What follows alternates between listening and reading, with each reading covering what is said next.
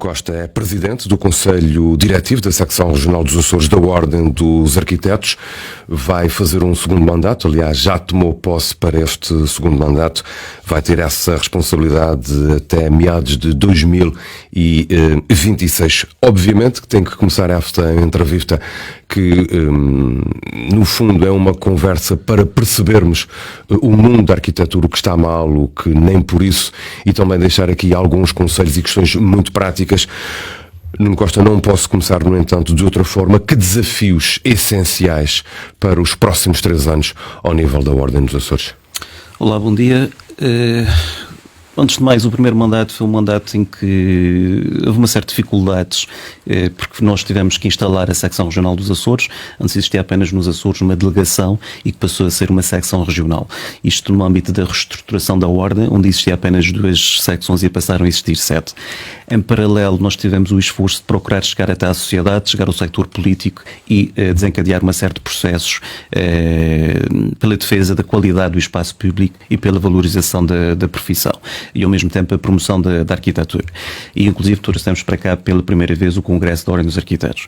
Neste âmbito houve uma série de conquistas, houve uma aproximação do setor político, houve uma série de processos que iniciamos, nomeadamente no âmbito dos procedimentos administrativos, em vista à simplificação dos procedimentos administrativos, no licenciamento de projetos nas câmaras municipais, falando uma linguagem mais simplista, e ao mesmo tempo na construção de uma plataforma única digital para a instrução dos processos. Neste momento a legislação é bastante vasta, existem regulamentos municipais que obrigam a que os processos sejam instruídos de forma diferente de autarquia para autarquia, e nós neste momento estamos a trabalhar neste sentido. Por isso, neste segundo mandato, é uma das iniciativas que nós queremos dar continuidade, e neste âmbito estamos a trabalhar em articulação com os órgãos nacionais da Ordem, e inclusive ainda no mandato anterior foi celebrado um memorando de entendimento com a AMA, com outras ordens profissionais, os engenheiros técnicos, o ICOM, o IMPIC, outras entidades de âmbito nacional, precisamente para trabalhar na construção dessa plataforma única que se chama o PEP,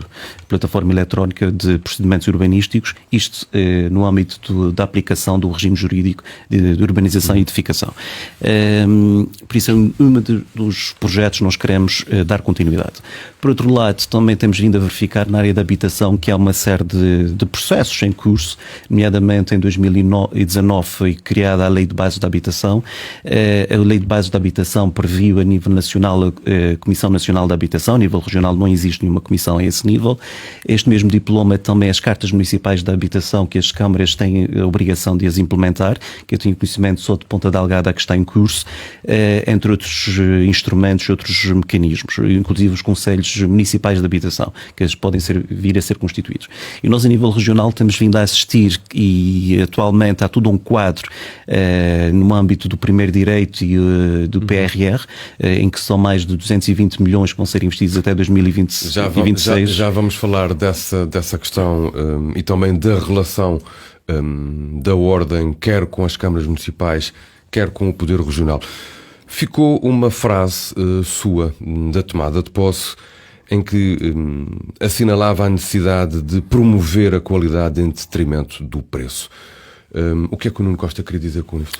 Isto tem a ver com os processos da encomenda pública, as políticas de encomenda pública para contratação de serviços de arquitetura. Neste momento não existe nos Açores uma política de contratação, é tudo em função do preço mais baixo. Inclusive as recomendações europeias não apontam neste sentido.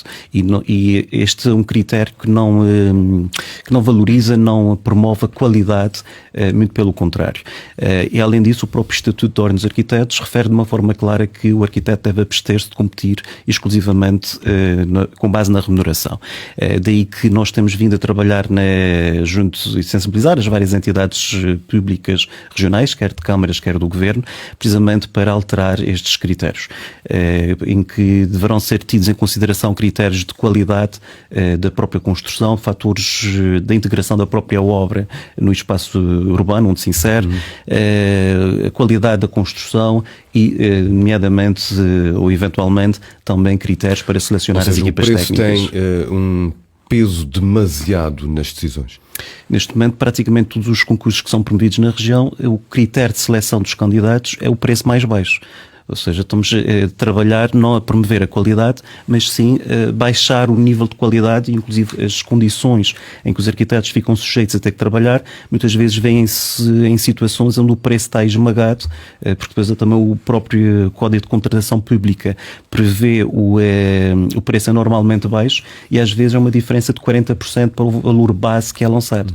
E aí estamos a esmagar e não se consegue muitas vezes fazer um trabalho com qualidade, quando o preço que os arquitetos estão a oferir é um preço muito baixo, que não paga sequer os preços da própria estrutura. Nesta mesma cerimónia de tomada de posse, onde esteve presente Adelino Oliveira, que é o presidente do Conselho Diretivo a nível nacional, ele deixou um recado, ou seja, o facto dos profissionais nem sempre serem chamados a intervir nos processos que dizem diretamente respeito aos arquitetos. Lembrando que no caso dos Açores, sendo formado o arquipélago por ilhas onde há fenómenos extremos, ao nível, por exemplo, que podem pôr em causa o edificado, a questão que lhe coloco é: os arquitetos são, na sua opinião, suficientemente ouvidos? Eu creio que ainda há que promover mais a participação dos arquitetos. Neste momento, os desafios são enormes para as câmaras municipais. O próprio regime jurídico de valorização e proteção do património imóvel obriga a existência de planos de salvaguarda do património. São poucas autarquias nos Açores que têm esses planos aprovados e algumas que estão com esse processo em curso. Por outro lado, as cartas municipais da habitação, que é outro instrumento que as câmaras têm que promover. Os planos diretores municipais, que inclusive aqui na região foi prorrogado o prazo para a elaboração destes planos, que também estão, muitos deles ainda em curso e na fase de elaboração. As estratégias locais de habitação, tudo isso são desafios em que os arquitetos têm uma palavra e têm um trabalho a desenvolver nestas áreas. Porque não é só implementar os próprios planos, também existe a necessidade de monitorizar e de acompanhar a eficácia desses mesmos planos. Esses anos têm que ser revistos e é preciso ter dados e uma avaliação concreta sobre a eficácia dos mesmos planos para se poder proceder a alterações, as alterações adequadas para a melhoria desses mesmos instrumentos, que são fundamentais precisamente para que haja um equilíbrio e muitas vezes da edificação. Esta auscultação passa ao lado dos arquitetos, tem essa ideia, é isso? Muitas vezes não são envolvidos, não são chamados a pronunciar-se sobre esses mesmos instrumentos. E tem a sensação que quando são... É porque também há autarquias e entidades que nos seus próprios quadros não têm técnicos em número suficiente para dar resposta a esses instrumentos todos. A região, ou seja, o poder regional, o governo regional e as autarquias têm o número suficiente de arquitetos nos seus quadros? Ainda não. Onde é que a carência é mais visível?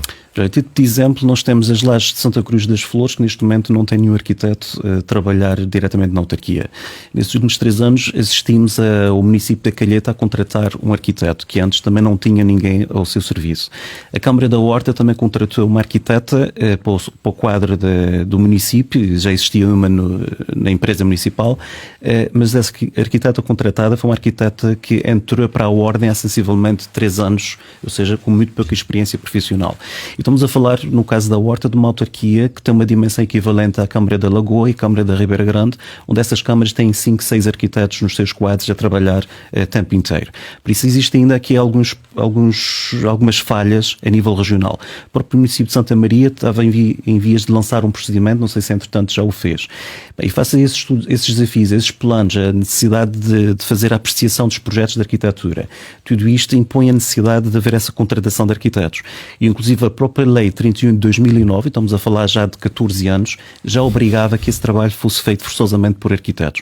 E nós aqui ainda encontramos essas lacunas em algumas entidades que estamos vindo a sensibilizar e inclusive chegamos a enviar alguns ofícios. Mas acha que isto é fruto de... Mas essa realidade não é só aqui nos Açores, também acontece noutras regiões do país, no continente também há municípios que têm essas mesmas fragilidades. Por falta de sensibilidade, no seu entender? Por um lado, a falta de sensibilidade, creio que não há ainda a devida valorização por parte da profissão, não há o reconhecimento da valorização por parte de alguns políticos, e outras vezes também por falta de recursos por parte das próprias entidades, em que têm também orçamentos limitados, têm que fazer opções e depois acabam por não dar primazia à contratação de arquitetos. Mas, por outro lado, o não dar primazia também é um sinal de que não valorizam efetivamente ou que não dão devido valor à profissão do arquiteto. Mas eu creio que neste momento estamos a passar por uma fase de mudanças e que a médio prazo essas situações serão colmatadas, e até porque cada vez mais a sociedade começa a valorizar o trabalho do arquiteto. Já vamos à valorização profissional. Nuno Costa, vamos sair do gabinete, vamos à rua. A rua nos Açores, mais em determinadas ilhas do que noutras, sofreu alguma transformação no edificado com o aparecimento do turismo. O alojamento local permitiu a recuperação de inúmeras casas, essencialmente em zonas nobres de cidades. É o caso, por exemplo, de Ponta Delgada, mas não é a única. A questão que lhe coloco é: o aparecimento dos alojamentos locais foi um ganho ao nível da recuperação de espaços, ou foi também uma oportunidade perdida porque nem tudo aquilo que foi feito foi bem feito?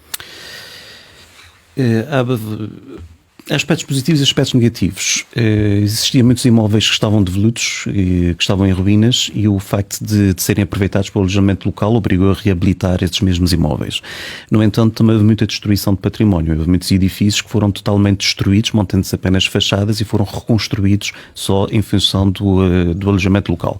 E no caso concreto dos centros das cidades, onde deveria haver outras medidas para haver um maior equilíbrio e trazer as pessoas para viver nas cidades, deveria haver um rácio em que X% afeta o turismo, X% afeta a habitação própria permanente. Isto, neste sentido, foi uma oportunidade perdida. Isto, lá está, por falta de planeamento, por falta de instrumentos de gestão territorial. Por isso acaba por haver esta dualidade, mas há aspectos positivos, sem dúvida. Melhorou um pouco a imagem da cidade, porque houve muitos imóveis que estavam em ruínas e foram de alguma forma recuperados. Mas há regras definidas em termos de volumetria, de materiais, até às vezes de cores. Pergunto-lhe se há restrições a mais ou a menos, e por outro lado, se a fiscalização é ou não eficaz, ou até mesmo o acompanhamento técnico, porque não serve de muito termos regras muito rígidas se depois não há fiscalização. Certo. Neste momento ainda há falta de instrumentos de gestão, de planeamento, nomeadamente os planos de salvaguarda de património, no caso de Ponta Delgada, que não existe. O caso de Angra, por ser uma cidade, está classificada como património da Unesco, que já tem este instrumento há muitos anos. A Ribeira Grande também já o tem há alguns anos. E são instrumentos fundamentais precisamente para salvaguardar aquilo que tem de valor do edificado, as características que são tidas com valor arquitetónico, por serem diferentes, identitárias da nossa região. Por isso, neste sentido, ainda há falta de instrumentos para regular o edificado. Por outro lado, também, e como dizia há pouco, existem os centros urbanos das nossas cidades, na generalidade, estão a ficar desabitados. Por isso é preciso também criar medidas para poder fixar as pessoas nos centros das cidades. E o que acontece muitas vezes é precisamente estabelecer percentagens do edificado em que X% tem que ser obrigatoriamente para a habitação própria permanente, quando se faz uma intervenção num determinado imóvel. E neste sentido, e a Câmara de Ponta Delgada tem estado a trabalhar neste sentido para implementar precisamente estas medidas para fixar as pessoas nas cidades, o que também é positivo. Mas a questão da fiscalização em si? A fiscalização em si, cada vez mais, e isto também tem a ver com a própria lei, em que os técnicos acabam por ser responsabilizados a partir do momento que emitem um termo de responsabilidade, assumem a total responsabilidade sobre os processos. Mas, de qualquer forma, ainda existe falta de fiscalização para verificar se efetivamente os projetos estão cumpridos na íntegra e se não sofrem alterações durante o processo da construção. Por outro lado, também se assiste assiste muito ainda a obras sem qualquer controle camarário, obras que são feitas de forma ilegal, e isto requer sim uma atenção particular por parte das entidades competentes na fiscalização. Por outro lado, nos processos de construção ainda não é tido ou não é valorizado não só os arquitetos como os engenheiros enquanto diretores de obra ou fiscalizadores de obra. Para fazer um acompanhamento técnico. Para fazer o acompanhamento técnico durante a execução da obra. Não existe... Isto ainda é visto muito, não desculpe, quase como um luxo? Talvez, mas isso é uma ideia errada, porque não é propriamente um luxo, é uma forma de garantir a qualidade da própria construção, porque depois muitas vezes se assiste a obras que sofrem N alterações.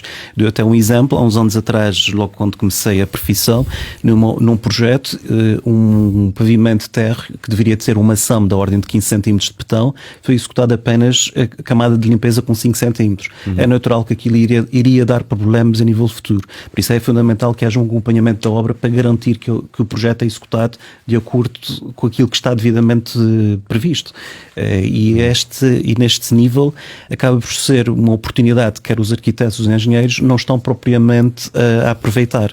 A partir do momento porque a legislação implica que haja um livro de obra e que haja um diretor de obra que assina os termos de responsabilidade, mas depois quando o dono de obra não está disposto a pagar, acaba por não haver o devido acompanhamento. Por isso, e a este nível, quem está a assinar e não faz esse devido acompanhamento não está a promover a valorização da própria profissão, e isso aplica-se não só aos arquitetos como aos engenheiros. E é uma oportunidade também de trabalho que se perde a esse nível. Mas este trabalho também é fundamental para garantir a qualidade da própria construção e evita erros, evita omissões, e muitas vezes o facto de não haver esse acompanhamento implica obras de demolição, de alteração, e sai em prejuízo para o próprio promotor. Daí que é fundamental que haja este acompanhamento. É neste momento da entrevista ou da conversa que coloco uma questão quase a pedido, quando disse a alguém que vinha fazer esta entrevista, que me alertou para a situação, por exemplo, da construção das escolas. Mau planeamento, falta de acompanhamento. Como é que se justifica? E isto acontece muito nos Açores. Escolas relativamente novas.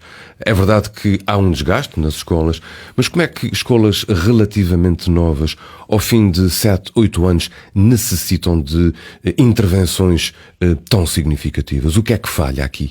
Eu não sei exatamente qual é o caso em concreto que se refere, mas houve grandes obras que foram grandes escolas que foram efetuadas aqui, inclusive na Ilha de São Miguel. Na altura foi de um processo de alteração de legislação no âmbito da térmica, em que impõe uma série de requisitos a nível da climatização, etc. E houve falhas nos processos de construção, nomeadamente ao nível da ventilação natural. Essa legislação, entretanto, já foi revista, já é mais permeável e já se adequa melhor à nossa realidade. Mas cometer-se alguns erros grandes e que implica depois grandes custos de manutenção de sistemas de climatização, etc. E as escolas, quando não têm propriamente uma verba que permite fazer essa manutenção, é natural que depois os edifícios também se degradam com alguma facilidade. E qualquer edifício também requer sempre trabalhos de manutenção, de limpeza de coberturas, etc. E quando esses trabalhos não são efetuados, naturalmente que a própria construção se degrada. E quando eles estão debaixo da alçada do Estado, no caso da região, essa manutenção é mais difícil. Não sei se é mais difícil, acho que requer um planeamento e tem que afetar verbas para que esses trabalhos tenham que ser devidamente executados. Continuando, Nuno Costa, na rua, deixando a parte pública, olhando para os privados, há um pouco a sensação de que surgem projetos de arquitetura muito bonitos, cheios de harmonia, mas que depois não se cumprem. Os espaços verdes, os espaços de lazer que estavam implementados para surgir, não aparecem, as zonas de áreas de serviços, etc. Falta aqui, acima de tudo, fiscalização. Provavelmente também falta alguma fiscalização, mas sobretudo falta depois a intervenção das entidades públicas na qualificação e na manutenção desses mesmos espaços públicos. os empreendimentos turísticos, os loteamentos ou as urbanizações, implica sempre áreas de residências para espaços verdes, para equipamentos, espaços de utilização coletiva.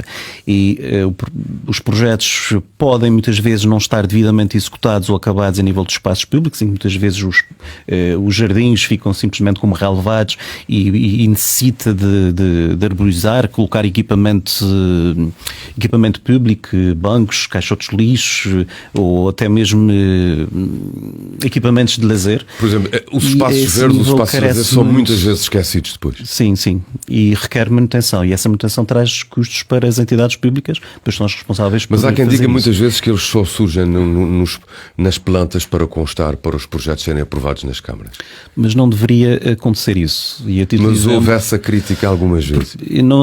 Não costumo vir, mas reconheço que efetivamente há muitos espaços que requerem uma maior atenção e maior cuidado. E a título de exemplo do mesmo o empreendimento do PAIN, em que o próprio projeto previa uma série de espaços exteriores verdes. No entanto, foi necessário depois haver um orçamento participativo para criar lá um parque infantil para as crianças. Simplesmente havia um relevado naquela zona. É claro que também leva algum tempo a consolidar esses espaços verdes, as árvores levam algum tempo a crescer, etc. Mas é que há que cuidar mais desses espaços públicos, até porque os espaços públicos são espaços por excelência de socialização, onde as pessoas se encontram, convivem, também se cruzam com os próprios vizinhos, no caso de bairros habitacionais. Tentar evitar aquela situação de mero dormitório. Exatamente. O Nuno, há pouco, no início desta entrevista, falava da questão da habitação, dos planos para a habitação. Ora, há até 2026, é dito pelas entidades oficiais, 220 milhões de euros para investir. Mas o senhor já disse que não conhece aquilo que é, ou que seja, um plano regional de habitação que funcione de forma integrada. Exatamente. Aquilo que eu tenho conhecimento neste momento por parte dos órgãos do governo, existe uma série de programas no âmbito da habitação que já vêm de trás, que têm a ver com a lei programas para arrendamento, para casa própria permanente, para reabilitação também devido à infestação das térmitas, entre outros programas. São 10 ou 11 programas que estão regulamentados aqui na região. Paralelamente, o PRR prevê a execução ou a verba de 60 milhões no âmbito da habitação. Inclusive, o Governo Regional anunciou recentemente que vão ser efetuadas ou melhorados 828 focos, salvo erro, em várias ilhas dos Açores. No entanto, desconheço a existência de um plano regional de habitação, um plano que efetivamente caracteriza o nosso parque habitacional, que identifique efetivamente os locais onde existe carência habitacional e medidas concretas para resolver esses problemas. Neste momento há esforços, ninguém pode dizer que o Governo não está a fazer esforços para cumprir as metas, mas esse instrumento acho que é fundamental e tem que existir precisamente para caracterizar o nosso parque habitacional. Mas há impactos já visíveis dos programas que estão a decorrer? Desconheço os impactos desses programas, desconheço a avaliação que é feita desses mesmos programas que estão em curso.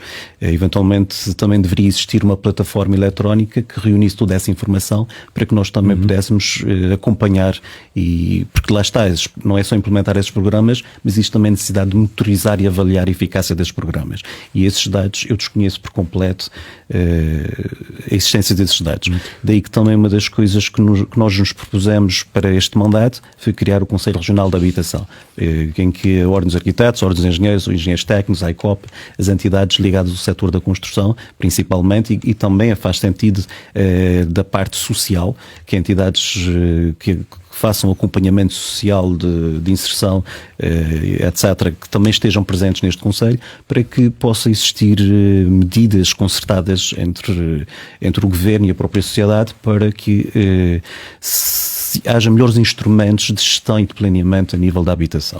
A habitação, recentemente, em 2009, foi reconhecido como um direito para todos os cidadãos, por isso é uma área que é fundamental. O atual quadro comunitário também existe muita verba que está a ser aplicada e metas até 2026, não só por parte do PRR, mas também por parte do programa do Primeiro Direito, através do IRU, em que nos Açores foi das últimas regiões que vieram a concretizar as suas estratégias locais de habitação e que estão praticamente todas as entidades neste momento a promover a construção de habitações e a requalificação de habitações. No caso do Primeiro Direito, é um programa muito direcionado para a reabilitação da habitação. Há carência habitacional nos Açores? Existem famílias que não vivem nas condições condignas, cada vez mais, isso torna-se preocupante, os mais jovens têm dificuldade na aquisição da habitação própria permanente e cada vez mais os programas são alargados a uma faixa etária mais elevada. Isto acho que é extremamente preocupante, pelo menos a meu ver, porque estamos cada vez mais a criar uma sociedade dependente do próprio Estado. Sem a ajuda do Estado não conseguem adquirir casa própria permanente. Por isso há aqui medidas, há aqui alguma coisa que está a falhar, que precisa ser reavaliada e reajustada para que as pessoas possam... Até onde é que, na sua opinião, deve ir o apoio do Estado? O apoio do Estado tem sempre que existir para regular sobretudo os mercados. E a nível de habitação, se existe falta de habitação no mercado, compete ao Estado ter que construir e colocar imóveis ou no arrendamento ou com a possibilidade de aquisição de habitação no mercado para que possa atenuar parte da especulação e haja uma maior regulação, um maior equilíbrio no mercado. E a esse nível creio que está a falhar, as políticas de habitação estão a falhar. Não sei se tem uma ideia concreta em relação a isso, mas quando se fala da questão da falta de habitação, lembro-me que os presidentes de junta de freguesia nas zonas mais afastadas dos grandes centros têm sempre este discurso, ou seja, da falta de habitação nas suas freguesias. Por aquilo que conhece dos Açores, é um discurso só por si ou é uma realidade? É uma realidade e, no fundo, as juntas de freguesia é o poder local mais próximo da população, por isso é o que acaba por conhecer melhor as dificuldades que as próprias famílias, os próprios cidadãos sentem no seu dia-a-dia e acabam por ter contacto direto com as situações de carência de condições de Mas acha de que é um número significativo, indignas? por exemplo, de pessoas mais jovens que saem das suas freguesias e que vêm, por exemplo, para zonas habitacionais mais populosas, no caso das cidades ao nível dos Açores, precisamente por dificuldades de habitação nos seus locais de nascimento? Eu não diria dificuldades de habitação, eu creio que tem a ver com um conjunto de circunstâncias. Também muitas vezes o local de trabalho dessas mesmas pessoas é nos centros urbanos. Cada vez mais nós, açorianos, não queremos estar a trabalhar na agricultura e nos sectores terciários. Por isso, cada vez mais há procura por serviços, comércio, e as pessoas também procuram estar mais próximas do seu local de trabalho. E, por outro lado, também as condições da habitação, o facto de ser um apartamento provavelmente acaba muitas vezes por ser mais fácil a sua aquisição do que uma habitação, em termos de custos, e acaba por ser uma circunstância que leva a que as pessoas passem a viver nas cidades e não nos meios rurais. O preço das casas está, no caso dos Açores, muito inflacionado? Bastante. Nós temos situações em que estamos no top de 5, se calhar, a nível nacional das casas mais caras aqui na região. Isso deve-se também um pouco à crise de 2008, em que houve uma série de empresas que faliram, que fecharam, não houve investimento na habitação e os poucos empreendimentos que agora surgem estão a preços bastante elevados. Mais uma vez, a falta de regulação do próprio e a falta de intervenção do Estado a nível da habitação leva a que essas situações aconteçam.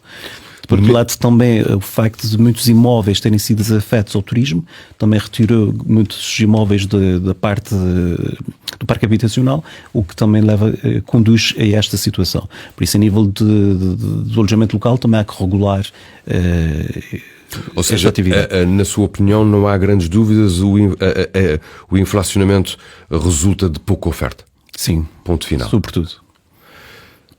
Há ilhas ou determinadas zonas do arquipélago onde se possa falar em excesso de área construída?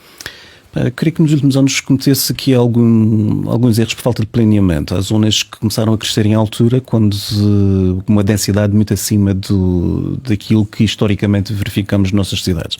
Isso gera uma má inserção urbana, um mau planeamento urbano. Deve haver um maior equilíbrio. As nossas cidades eram sobretudo caracterizadas com 2, 3 pisos, onde se destacava na paisagem urbana as torres das igrejas, os torreões de antigas quintas, de prédios, de casas senhoriais, e com essa nossa construção em altura começa a descaracterizar o nosso parque, a nossa paisagem urbana. O senhor é definitivamente contra a construção em altura?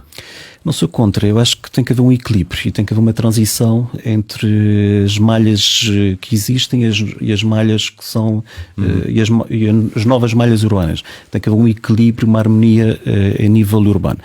Por outro lado, também nós estamos a falar de uma região sísmica em que a construção em altura não é propriamente o ideal, uma região sísmica.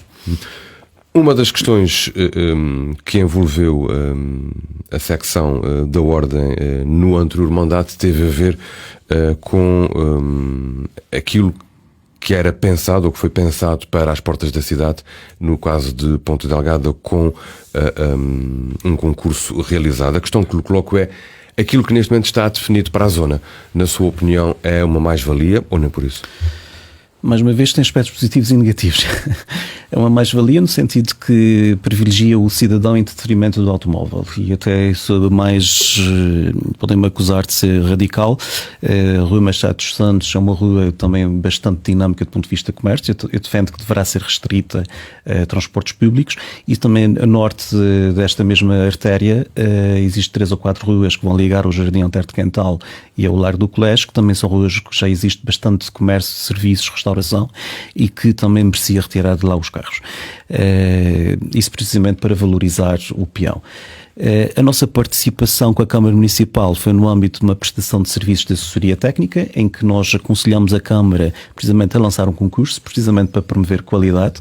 Infelizmente, na altura que o concurso decorreu, que foi na altura de verão, já havia uma série de técnicos com compromissos pessoais, porque é uma altura de férias.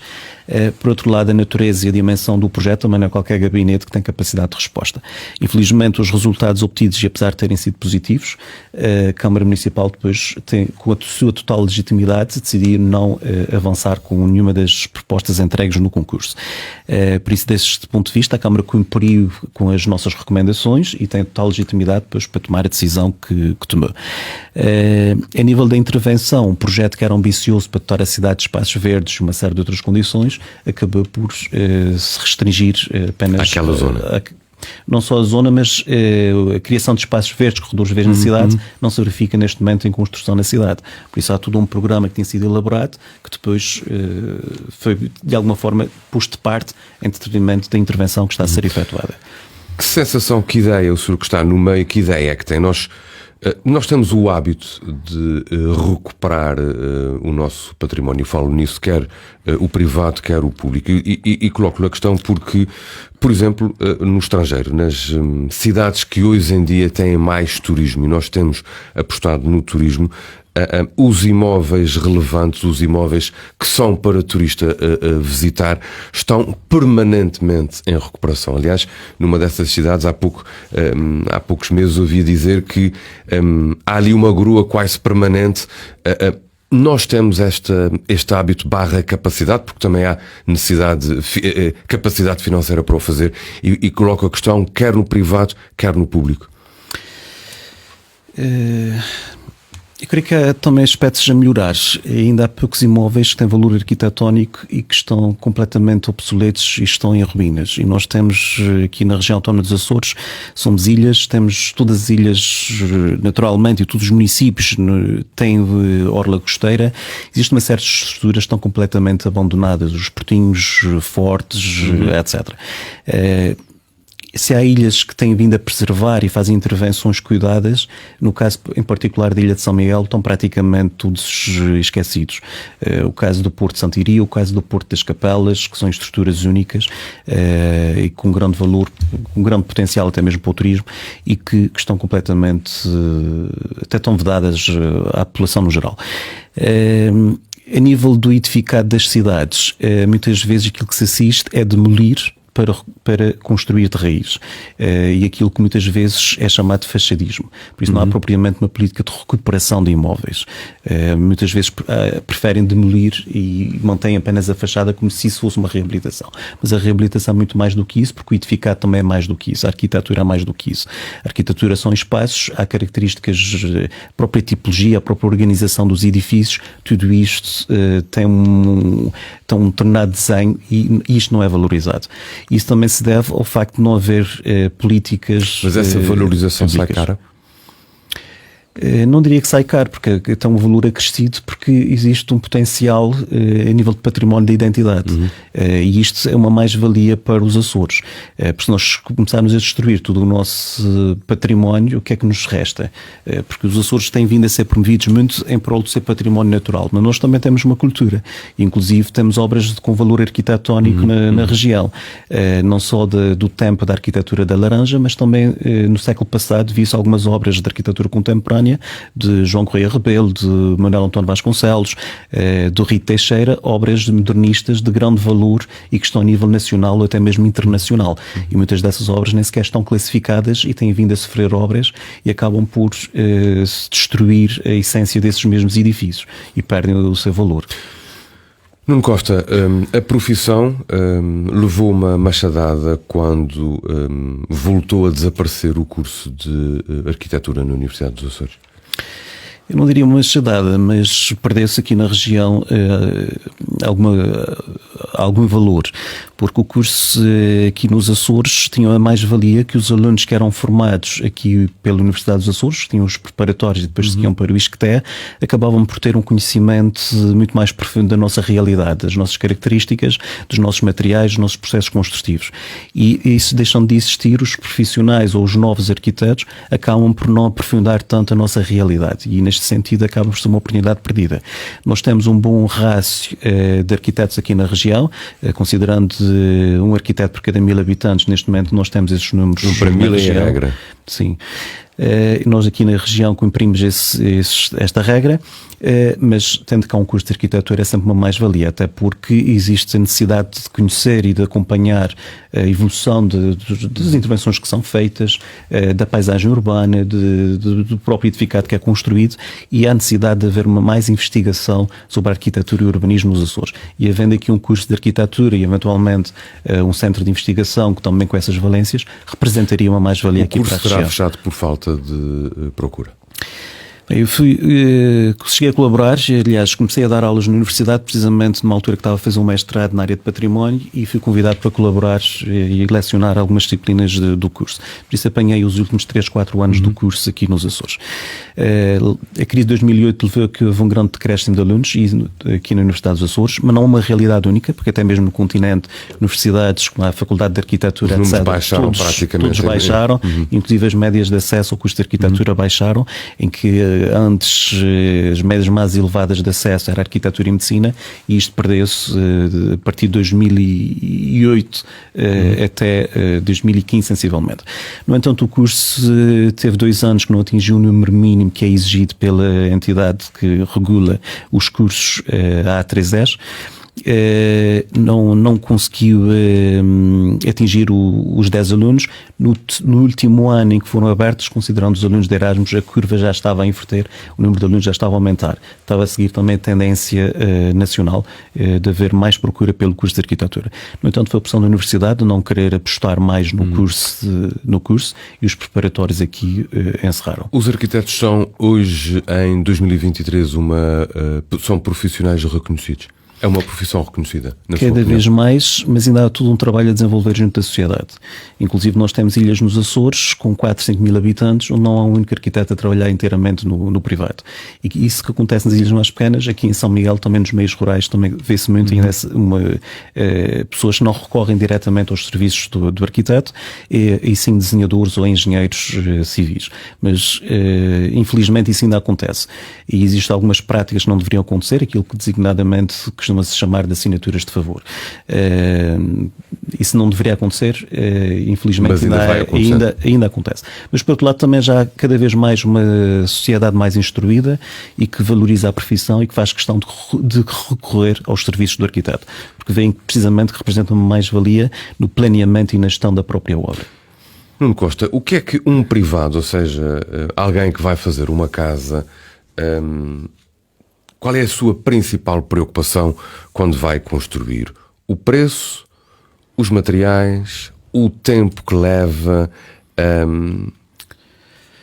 Normalmente, uma das coisas quando lhe entram pelo gabinete dentro, que preocupação é que vê na testa de um potencial cliente? A minha preocupação é ter um lar.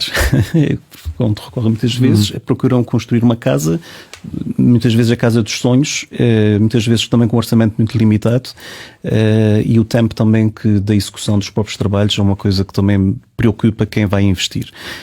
Por isso o preço e o tempo são dois fatores preponderantes para quem vai investir numa casa.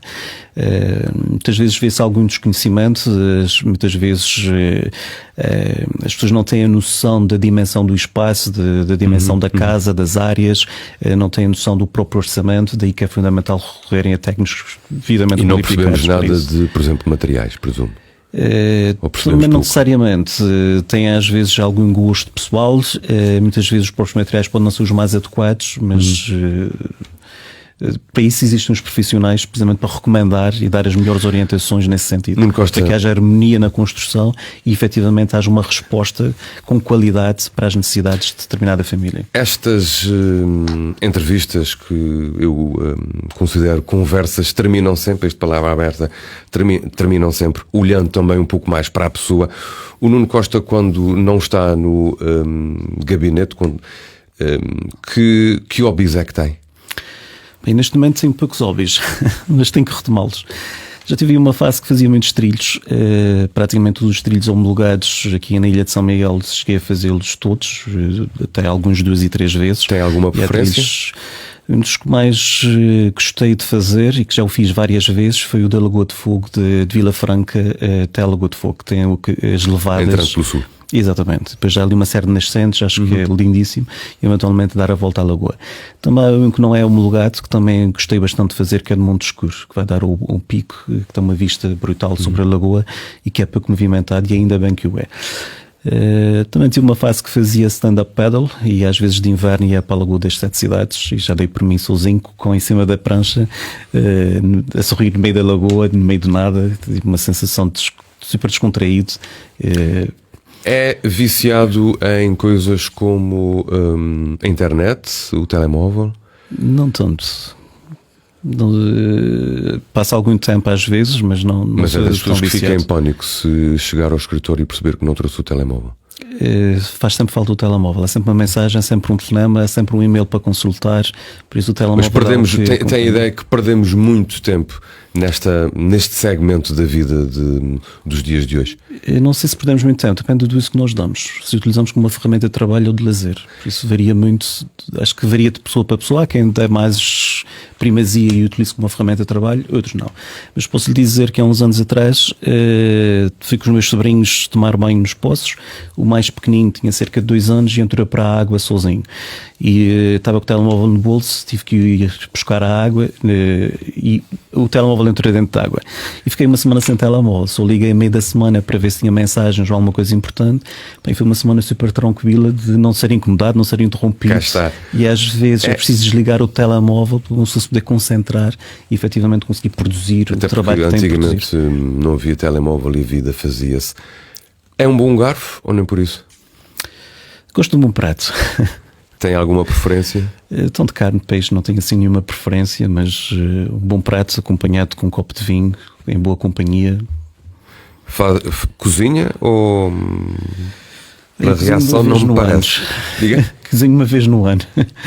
A minha mãe já tem uma certa idade e muitas vezes no Natal gosta sempre de reunir toda a família e normalmente dia 24 costuma ir para a cozinha ajudá-la a preparar o bacalhau, o frango ou o peru, etc. Nestes dias eu gosto de caprichar, inclusive muitas vezes vou de propósito ao supermercado comprar determinados produtos precisamente para caprichar no dia 24 de dezembro. Há alguma coisa hoje em dia que quando para e o preocupe de uma forma sistemática? Naquilo que é a vida que lhe rodeia? Todos nós temos nossas preocupações diárias. Agora, alguma coisa em particular, assim, neste momento? Termino estas entrevistas sempre da mesma forma, pedindo aos meus convidados que me identifiquem muito rapidamente, assim, resposta imediata, aquilo que poderá ter sido o seu dia mais difícil na vida. Não sei. E o dia mais feliz? Também não sei. Não há Eu acho que todos nós temos momentos de felicidade e momentos bons e momentos menos bons. E a vida é feita em altos e baixos. Todos nós temos momentos felizes, momentos de concretização da nossa vida e outros nem tanto. Agora, identificar assim do zero. Mas é daquelas pessoas que fica preocupado com determinada coisa que lhe terá acontecido? Ou rapidamente consegue... Mas é preocupado e muitas vezes sofro de ansiedade antes do acontecimento, quando tenho situações importantes, e após o acontecimento fico a meditar o que é que correu menos bem. Gosto sempre de fazer uma avaliação disto e fico ali a matutar durante algum tempo. Sofrimento por antecipação, reflexão depois. Exatamente. Nuno Costa, foi um prazer tê-lo nesta conversa aberta, nesta conversa que levamos aqui nos últimos 45 minutos. Termina aqui mais um Palavra Aberta. Foi um prazer tê-lo neste programa. Muito obrigado e um bom trabalho. Palavra Aberta.